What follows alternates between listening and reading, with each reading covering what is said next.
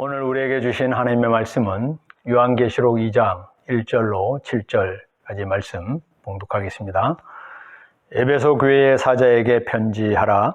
오른손에 있는 7뼈를 붙잡고 7 금 촛대 사이를 거니시는 이가 이르시되, 내가 네 행위의 수고와 네 인내를 알고 또 악한 자들을 용납하지 아니한 것과 자칭 사도라 하되 아닌 자들을 시험하여 그의 거짓된 것을 네가 드러낸 것과 또 네가 참고 내 이름을 위하여 견디고 게으르지 아니한 것을 아노라.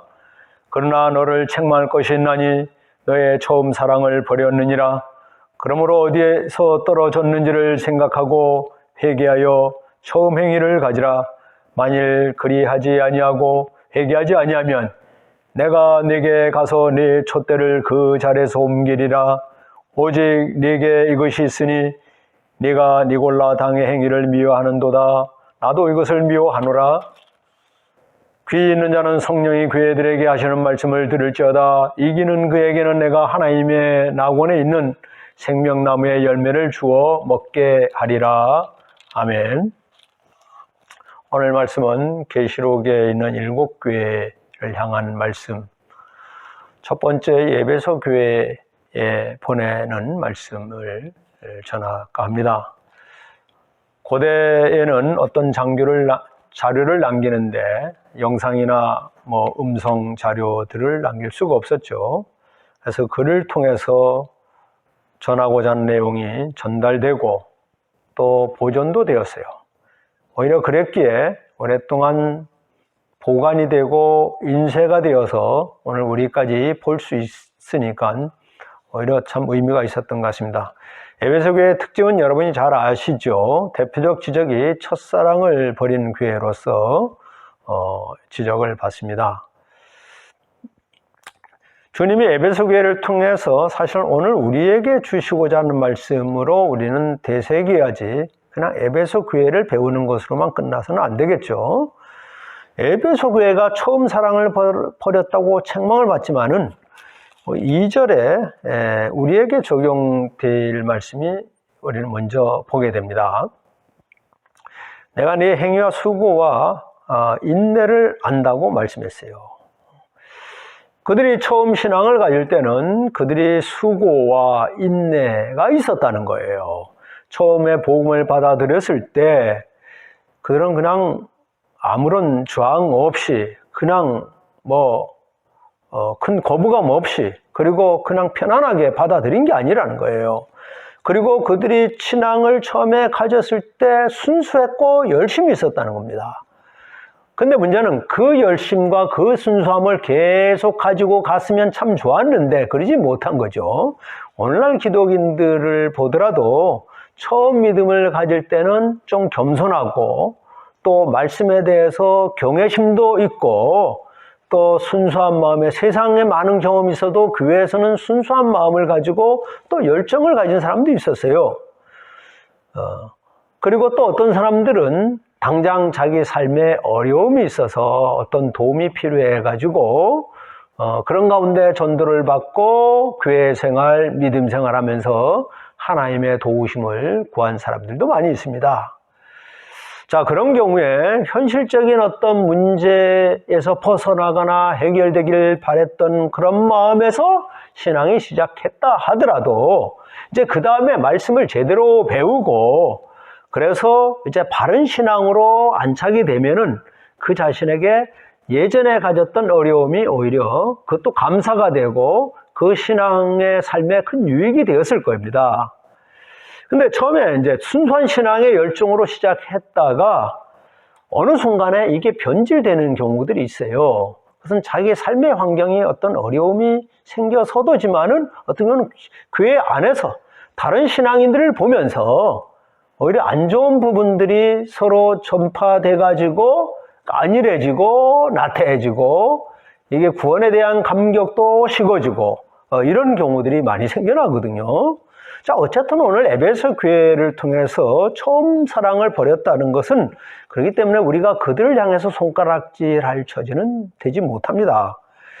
첫째는 내 신앙이 제대로 깊어졌다면은 행여 신앙생활 하는 중에 이런저런 어려움이나 유혹이나 좀 장애물이 생겨도 그래서 잠시 정체되거나 조금 흔들리거나 휘청거려도 다시 정신을 차려서 치고 올라갈 수 있는 그런 영적인 여력을 가질 수 있거든요. 근데 그 정도 깊어지지 못한 상태에서 겨우 유지한 상태에 있다가 돌부리 안에 탁 채워서 넘어지면은 그냥 그 상처가 전달되는 거예요. 그래서 위로 이렇게 믿음을 치고 올라갈 수 있는 그 힘을 갖지를 못하는 거예요. 우리들을 먼저 살펴보면은 나는 얼마나 믿음 생활 여러분 초창기의 기억을 한번 더듬어 보세요. 처음에 얼마나 순수한 마음이 있었고 열정이 있었냐. 그것이 없었다면 지금이라도 좀 반성을 해야 되는 거예요. 또 주님을 진짜 사랑하는 마음. 나는 주님의 그 엄청난 사랑을 받았어. 그리고 그 사랑은 말로 표현할 수 없는 거였어. 이런 은혜의 감격이나 체험이 좀 가끔 살아납니까? 그리고 내가 하나님의 복음, 이렇게 좋은 복음을 내 혼자만 그냥 왔다 갔다 하는 신앙으로만 가질 수 없지 하면서 내가 그리고 주님을 위해서 어떤 수고를 할까, 어떤 인내가 따르더라도 내가 좀 감당해 볼까, 이런 마음을 얼마나 가져봤냐는 거예요. 내가 순수하게 수고를 했으면은 사실은 그것이 기쁨이 됩니다. 그리고 은혜가 돼요.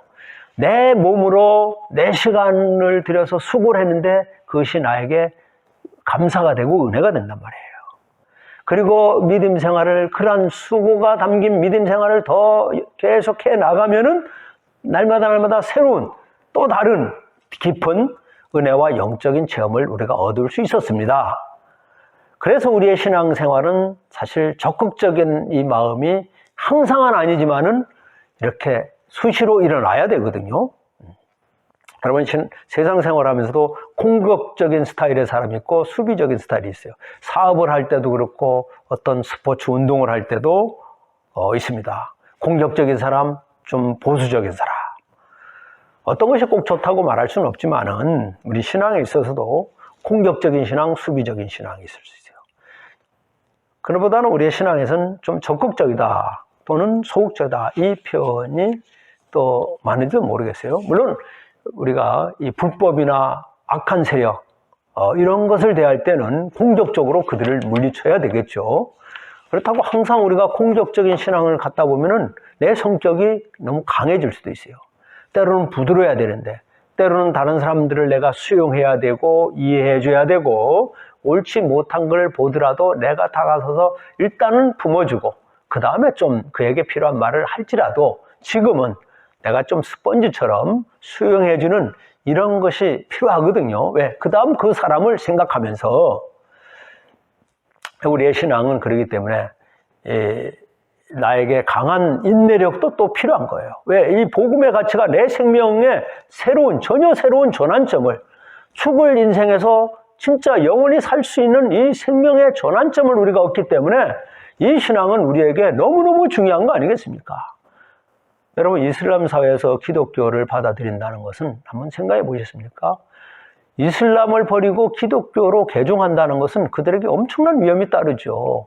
그로 인하여 어떤 테러를 당할 수도 있고 감옥에 갈 수도 있고 목숨의 위협을 받을 수도 있어요. 그런 가운데 그들은 그걸 알면서도 세례를 받는 거예요. 어떤 공격 언제 받을지도 모르는 상황에서 그들이 모여서 예배를 드리기도 했거든요. 성경을 몰래 간직하면서 보기도 하고 그 성경을 보면서 진한 감동을 받고 눈물을 흘리기도 하고, 자기가 너무 진한 감동을 받았으니까 이거 꼭 전해야 되겠다, 이런 마음이 막 뜨겁게 일어나기도 하고, 그런 그 이슬람 사회에서 우리 예수님을 믿는 형제 자매들 있다는 걸 한번 생각해 보면은 우리의 신앙은 너무 안일하단 말이죠. 우리가 하나님의 말씀을 전할 때도 때로는 뜨겁게 전하지만은 그냥 흘러가는 말씀으로 들을 수도 있어요. 그러나 우리가 설교 말씀을 들을 때 마음에, 적어도 그 모든 말씀은 아니지만 몇 절의 말씀이라도 마음에 와닿을 때는 즉시 그 우리 마음에 다 깊이 새기고 강하게 붙잡는 이 자세가 필요합니다. 우리의 신앙에 있어서 인내와 수고는 자기 신앙을 위해서도 몸의 수고로움이 때로 필요하다는 거예요. 그리고 좀 더 성숙한 사람은 이제 다른 사람을 위한 수고, 그리고 하나님 나라와 복음을 위해서 이제는 좀 차원이 다른 수고, 그리고 이 수고에 대한 이 대가가 뭐 보답이 별로 없어요. 그래도 그 나중을 생각하면서 믿음을 가지고 이 수고는 계속 마음에 작정하며 걸머지고 감당하며 나가는 거예요. 여러분, 적어도 자기 신앙을 위한 이 수고는 어디만큼이나 했습니까? 내 믿음을 위해서, 나의 영성을 위해서 내 육신적인 수고는 내가 이렇게 감당해야 되겠다.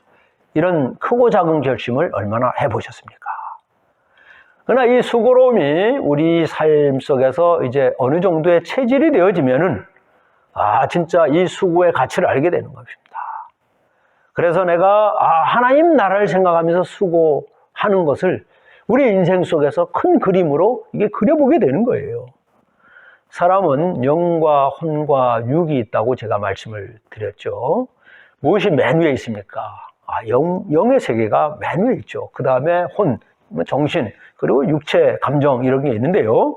자, 문제는 우리의 영이 맨 위에서 우리의 혼과 육을 지배해야 되는데, 영적인 활동과 은혜가 침체되어 가지고 우리 믿음이 이렇게 조금 균열이 생기면은 어떻게 되냐는 거예요.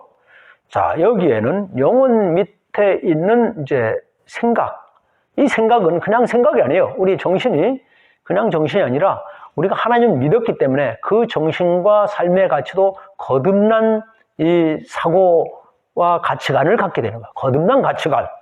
그렇기 때문에 이 거듭난 가치관과 정신 세계가 자기의 영적인 상태를 살펴보는 거예요. 진단을 한단 말이죠. 그래서 나의 영혼의 상태가 지금 너무 침체되어 있구나. 내가 이렇게 믿음 생활해서는 안 되지 하는 판단을 하는 거예요.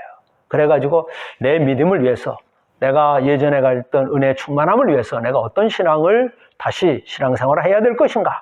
이렇게 자기의 거듭난 그 인격체, 거듭난 정신이 자기 영혼에게 명령을 하는 거예요.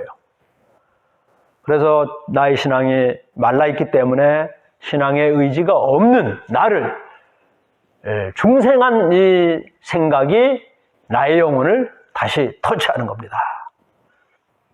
그래서 거듭난 정신은 자기 영혼을 향해서 오히려 새 힘을 내라고 명령합니다. 믿음 생활 이렇게 해서는 안 된다 하고 명령을 하는 거예요. 우리는 영혼이 항상 위에 있어야 되지만은 그러지 못할 때가 있어요. 이것을 알아야 됩니다. 우리의 믿음이 확실한 것 같지만은 여러분 어디까지 얼만큼이나 확실합니까? 세상에 그 어떤 유혹과 눈에 보이는 좋은 것이 있어도 내 앞에 어떤 것이 나타나더라도 내 믿음 생활은 오히려 더 정진하고 더 굳게 지킨다고 자신 있게 말할 수가 있습니까? 때로는 우리의 몸의 게으름 때문에 이 몸이 힘들어서도 내가 해야 될 일을 그냥 못하고 우리 육신이 약한 거로 이렇게 핑계하면서 기도도 못하고 말씀 생활도 제대로 못하잖아요. 우리 몸에 이끌려서 우리의 영혼과 우리의 정신으로 해야 될 일을 제대로 못하는 걸 생각하면은 우리의 영혼도 그러지 못할 때가 많이 있는 거예요. 여러분, 우리의 정신이나 우리의 육체의 훈련이나 단련과 이렇게 수준이 높아지는 것은 짧은 시간에 되지 않는다고 말씀드렸죠.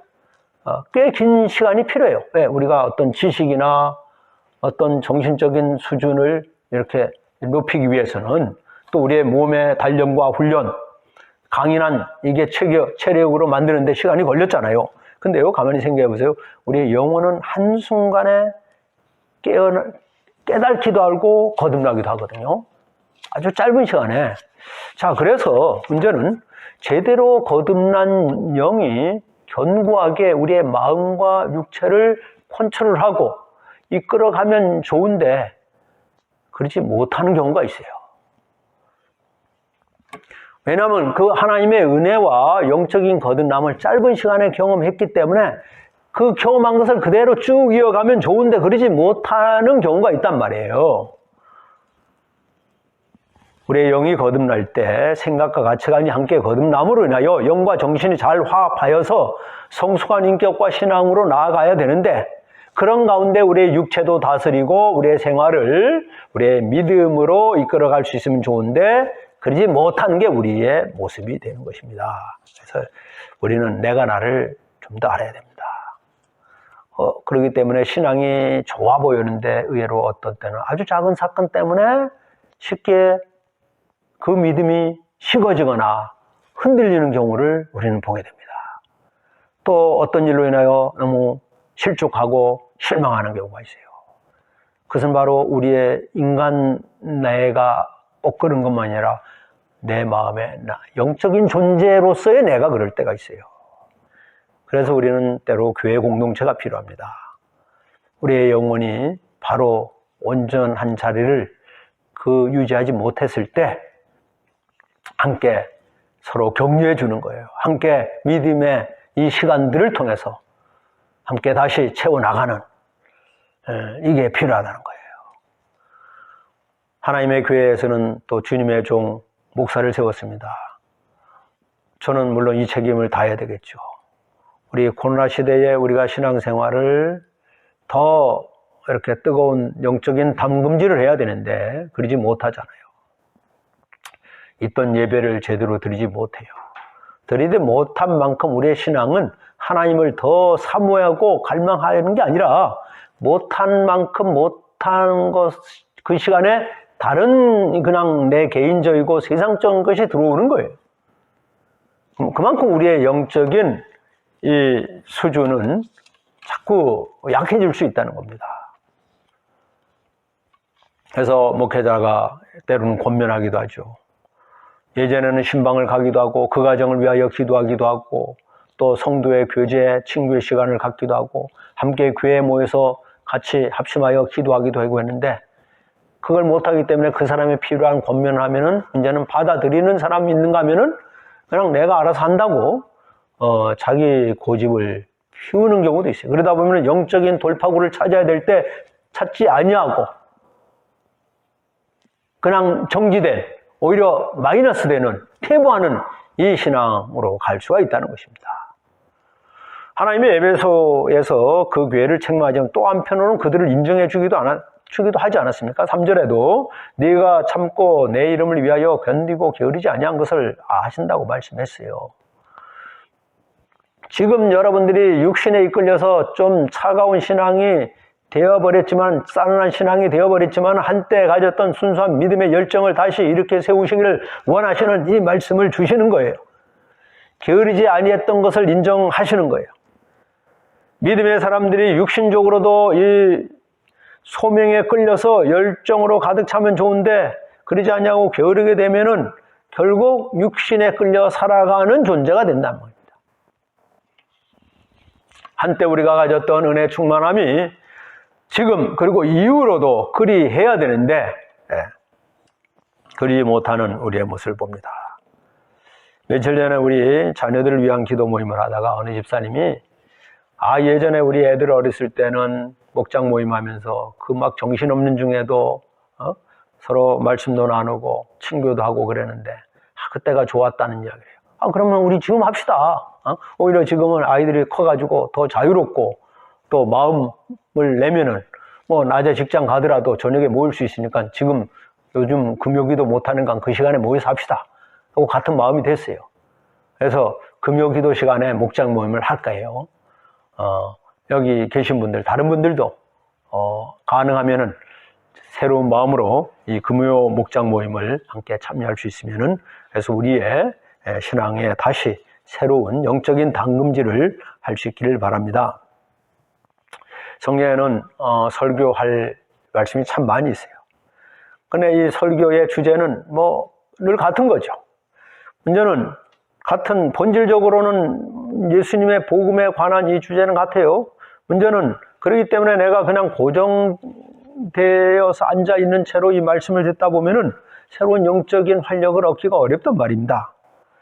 거기서 더 전진하지 못하고 잠깐 가졌던 하나님의 은혜의 기억만 그냥 이렇게 회상하면서 보낼 수가 있단 말이에요. 이전에 가졌던 믿음 생활하며 느꼈던 그 좋은 은혜의 체험들이 너무 짧게만 경험하고 말라버렸단 말이에요. 좀 더 깊이 충만한 은혜의 시간으로 계속 간직했으면 좋았는데 하나님이 주시는 이 진리를 캐서 하나님이 주시는 이 생명의 보화를 내 것으로 만들어서 세상 사람들이 알지 못하고 경험하지 못했던 것을 내가 누려서 야, 예수 믿는 이 감격이 이런 거구나. 그리고는 이미 세상에서부터도 우리가 하늘나라의 약속도 받지만 이미 이 세상에서도 이 어떤 물질을 얻어 어떤 육신의 즐거움을 충족해주는 그 무엇으로 비교할 수 없는 하나님 말씀과 또 성령님이 내 안에 내주하시고 충만케 하여 주시는 이 사랑의 가슴이 뜨겁게 일어나는 하나님 복음 앞에 쓰임받고자 하는 이 마음을 다시 불러일으키면은 이미 내 안에 영적인 변화는 오늘도 내일도 다시 일으킬 수 있는 것입니다. 진짜 우리가 기쁨으로 믿음 생활했던 기억이 작다면은 때로는 열심을 내면서도 그 몸에 수고는 있었지만은 또 그 수고로 인하여 잠깐의 은혜는 느꼈어요. 근데 너무 짧게만 느끼고 말아버렸다면은 우리는 너무 아쉽단 말이죠. 하나님은 우리에게 얼마나 위대하신 분입니까? 우리에게 진짜 좋은 것을 주시고 싶어 하신단 말이에요. 물론 우리는 하나님이 우리에게 세상의 일도 좀 형통케 하여 주시고 하나님 나라의 소망도 우리에게 확실하게 보증해 주시기를 바라죠. 그래서 내가 세상에서 조금 잘못하거나 뭔가 능력이 부족해서 좀 잘 안 될 때 하나님의 도우심을 구하는데 그것이 좀 이루어지지 않으면 나도 모르는 건데 금방 또 원망의 마음이 일어난단 말이죠. 그러다가 하나님의 은혜가 우리의 심령 속에 충만히 밀려오는 듯 하다가 그냥 다시 밀려나가 버리는.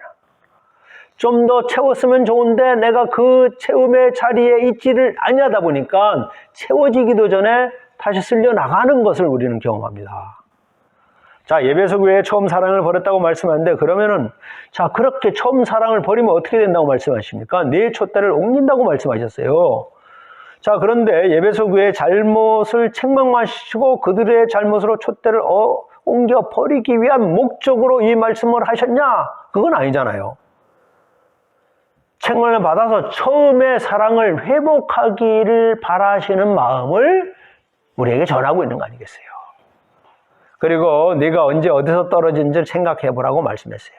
여러분, 몸이 어디서 떨어지면 상처를 입게 되고 다치고 아픔이 있죠. 당연히 느껴요. 우리의 정신이 누구로부터 공격을 받으면은 우리의 마음에 상처, 스트레스가 생기고 분노가 일어나기도 하고 우울증이 생깁니다. 우리 영적으로 우리가 충만치 못하면은, 영적으로 꼭 필요한 것을 채우지 못하면은, 영적으로 미혹한 것에 이끌리면은 우리 영적으로는 혼미하다는 것을 우리가 잘 못 느낄 수 있어요. 그러나 분명한 것은 시간 속에서 내 영적으로 건강하지 못하고 성숙하지 못하고 충만하지 못한 가운데 방치할 수 있는 이 문제를 우리는 알아야 됩니다. 그런 점에서 회개하면서 처음 사랑을 가지라고 이렇게 말씀하시는 거예요. 하나님은 우리의 사랑을 다시 받으시고 싶은 거예요. 우리가 그렇기 때문에 영적으로 거듭난 자라면 영적인 생각을 자주자주 해야 되거든요. 그래서 우리에게 묻습니다. 나는 영적으로 은혜 충만한 삶을 살고 있는가? 만약에 그렇지 못한다면 어떻게 하면 다시 이 충만함을 나는 경험할 수 있을까? 내 영혼이 정신과 육체를 주도해 나가야 되는데 그러지 못한다면, 사람은 말이에요, 자, 영이 있고 정신이 있고 몸이 있잖아요. 영혼이 정신과 몸을 주도해 나가야 되는데 그러지 못하면 우리의 영혼이 좀 뭔가 잘못됐어요. 그러면 어떻게 되냐 이거예요. 그때는 내 정신, 내 사고, 내 가치관이 내가 하나님을 믿을 때 그것까지도 거듭났다면은 거듭난 내 생각이 내 영혼을 진단하는 거야. 요즘 내가 믿음 생활이 너무 안일하다. 너무 나태하다. 너무 세상 것에 익숙해 있다. 이렇게 믿음 생활해서는 안 되겠다. 내 거듭난 나의 가치관이 내 영혼을 위해서 믿음 생활을 이렇게 했다. 명령하듯이 하고 결단하게 하여 주시고 내 믿음 생활을 다시 은혜의 길로 인도하고 또 주도력을 갖는 내 생각이 되는 거예요. 그래서 내 시간을 들이고 몸을 들임으로 인하여 내 신앙을 다시 이제 회복하게 되는 것입니다. 촛대를 옮기겠다는 말은 사실 옮기기를 원치 않는 하나님의 마음이 담겨 있는 거예요. 잘못한 것이 있으면 진심으로 회개해서 처음에 가졌던 순수한 신앙의 열정, 그것이 다시 살아나기를 원하시고, 자, 촛대가 무엇입니까? 세상의 생명의 빛이요, 복음의 빛이요, 반드시 누군가를 통해서 어두움에 있는 사람들에게 그들에게 생명의 빛을 비춰서 생명으로 나오게 하는 그 빛이 아닙니까? 7절에도 주님에게 말씀하시기를 귀 있는 자는 성령이 교회들에게 하시는 말씀을 들을지어다. 교회가 많이 있지만 하나님이 성령이 함께 하시는 교회가 되라는 거예요. 초대교회는 성령의 사역에 의해서 교회가 세워지고 그 복음의 사역을 감당했죠. 자, 이후로는 이 땅의 모든 교회가 그렇게 돼야 되는데 그러지 않는 상황들을 우리는 많이 보게 됩니다. 오늘 이 말씀은 성령의 초대교회는 혹독함 속에서도 묵묵히 그 역사 속에 복음의 지평을 넓혀 갔던 기독교의 역사의 그 현실을 우리는 배워서 알고 있어요. 물론 그 세월 속에서 그 교회들이 지진이나 전쟁이나 불이 나거나 이단의 활동이거나 다른 종교의 침략을 받거나 이래가지고 무너지기도 하고 훼손되고 타기도 했어요. 그래서 그 흔적만 남기도 했지만은 문제는 그래도 그곳에서 초대교회의 성도들이 눈물로 기도하고 복음을 전했던, 그리고 복음을 파송했던 그 역사 속에서 그 역사에 옛날 흔적이 있었고 그 복음의 역사가 전파돼 가지고 세계 속에 증거되며 나아가지 않았습니까? 또한 그들은 악한 자를 용납하지 않았어요. 악한 자들을. 그 악한 것을 용납하면 나에게 어떤 이득이 된다 하더라도, 우리의 육신의 편안과 안락함을 준다 하더라도 그 악한 것을 용납하지 않았던 그들의 훌륭한 부분을 이렇게 인정해주고 칭찬해 주시는 거예요. 불의한 자, 진리를 거역한 자들을 용납하지 않았단 말이에요.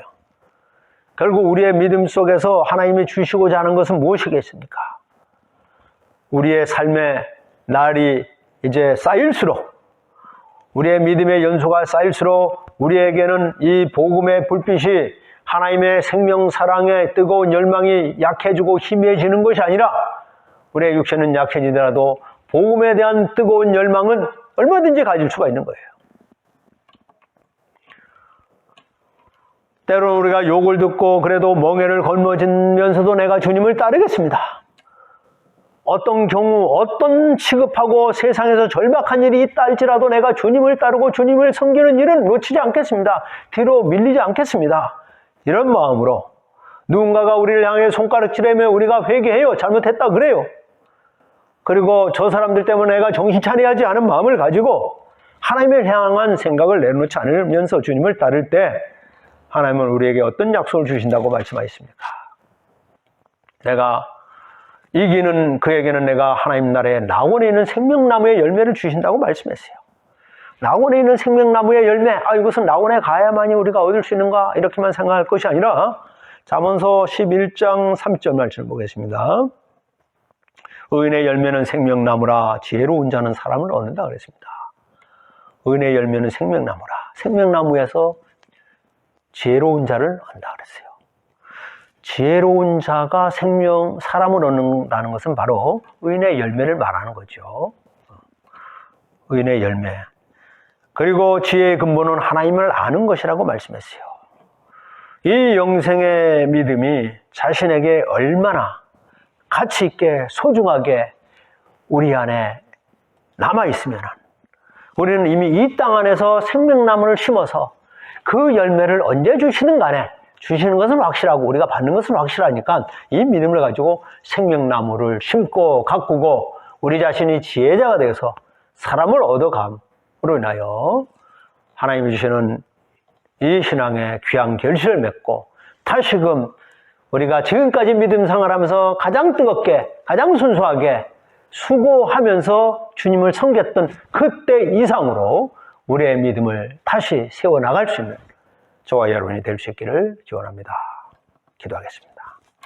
하나님이 우리 인생 세월 속에서 우리의 영혼이 날마다 은혜에 충만하고 더 뜨거운 신앙으로 나아가야 되는데 그러지 못할 때 적어도 우리의 거듭난 우리의 생각이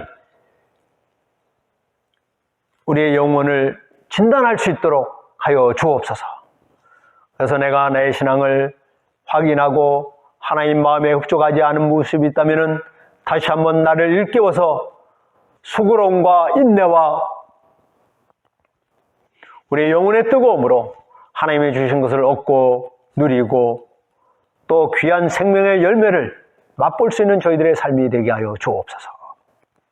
우리 한 사람 한 사람의 간절한 마음을 담아서 기도합니다. 하나님 앞에 부르짖습니다. 주님, 저희들을 받아 주옵소서. 하나님이 그 사랑을 주셨고 우리의 사랑을 하나님 앞에 올려드리길 원하는 그 마음 저희도 헤아리면서 바로 잃어버린 영혼을 찾고 우리가 가장 귀한 결실은 믿음을 남길 수 있는 저희들의 삶이 되게 하여 주옵소서. 예수 그리스도 이름으로 기도하옵나이다.